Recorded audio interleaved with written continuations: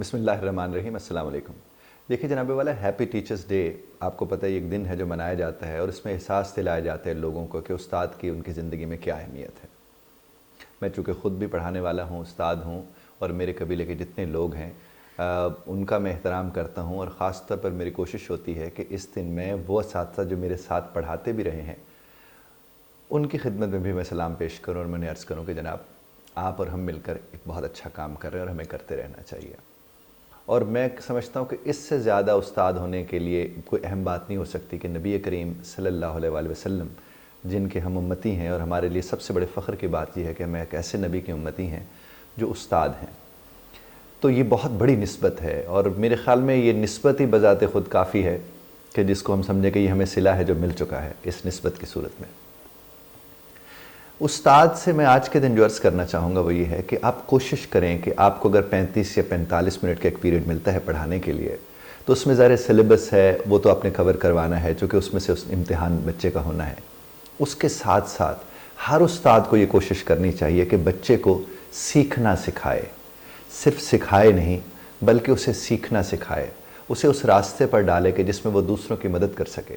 آپ نے سن رکھا ہوگا کہ یہ بات قرآن پاک میں اور حدیث مبارکہ میں بھی یہ بات ہے کہ سیکھنا اس کو کہتے ہیں کہ آپ سکھا سکیں۔ تو آپ ایسے سکھائیں بچوں کو کہ وہ سکھا سکیں۔ دوسرے معنوں میں جو کچھ آپ ایک دن میں بچے کو سکھاتے ہیں، آپ اس کی یہ ذمہ داری لگا دیں کہ بیٹا گھر میں جا کر اپنے بہن بھائیوں کو، اپنے والدین تک یہ بات پہنچانا، تاکہ اس کے اندر وہ کمیونیکیشن سکل پیدا ہو، ایک بات کو سنتے کیسے ہیں اور پھر اسے پیش کیسے کرتے ہیں۔ اور جب وہ پیش کرنے جائے گا تو وہ اس پریشانی، اس تکلیف یا اس عمل کو سمجھنے کی کوشش کرے گا کہ سکھاتے ہوئے کس طرح صبر کی ضرورت ہوتی ہے، سکھانے والے کو کس طرح الجھنا نہیں چاہیے۔ اور میرے نبی کریم صلی اللہ علیہ وسلم نے بھی ہمیں یہی بات، طائف کا اگر واقعہ آپ کے ذہن میں ہوگا اور یقیناً ہوگا، تو وہاں پر بھی میرے نبی کریم صلی اللہ علیہ وآلہ وسلم نے یہی بات ہمیں سمجھائی تھی کہ استاد ہوتا وہی ہے جو صابر ہوتا ہے، جو صبر کرتا ہے۔ اور ایک اور بات یہاں پر میں عرض کروں کہ استاد اگر اس بات کو سمجھ لے کہ اس کا کام دعوت دینا ہے اور ہدایت میرے اللہ نے دینی ہے، تو پھر استاد جذباتی نہیں ہوتا، کیونکہ جس گھڑی ہم جذباتی ہوتے ہیں پھر ہم پرسنل ہو جاتے ہیں۔ جب ہم پرسنل ہوتے ہیں پھر ہم اس بندے سے ہرٹ ہو رہے ہوتے ہیں جسے یہ علم ہی نہیں ہوتا کہ وہ ہمیں ہرٹ کر رہا ہے۔ بچے بعض اوقات شرارتیں کرتے ہیں، جیسے بنک کرنا، جیسے کسی کی غلط حاضری لگوا دینا، دیر سے آنا، یہ تو وہ تمام تر معاملات ہوتے ہیں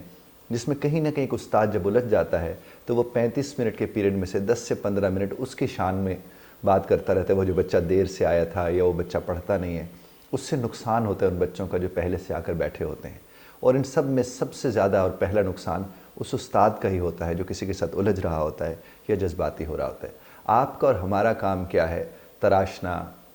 سنوارنا، خیال رکھنا،